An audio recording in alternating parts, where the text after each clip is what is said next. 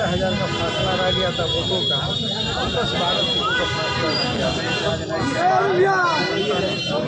मन बनाया इस बार का अंतर जो है 304 से नहीं रखना है, बल्कि इस बार का अंतर जो है 20,000 50,000 करना है, और ताकि इन लोगों को बेईमानी करने का मौका नहीं मिले। और पूरे बिहार की जनता आज बदलाव के मूड में है।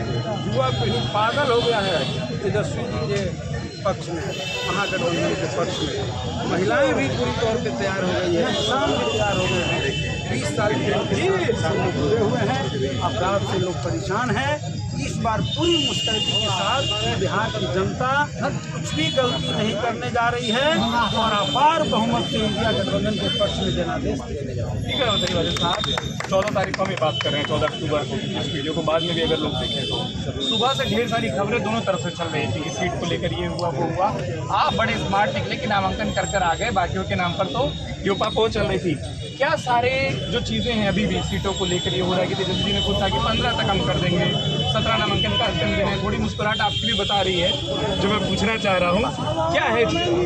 देखिए, गठबंधन है तो थोड़ी बहुत खींचतान तो रहती ही है, इससे इनकार नहीं किया सकता है। गठबंधन के सभी लोग चाहते हैं कि हमको ज़्यादा से ज़्यादा सीट, लेकिन हमको जहाँ तक कहना है कि सबको अपनी ज़मीनी हकीकत पर खड़ा होकर बात करनी चाहिए, और इस ज़मीनी हकीकत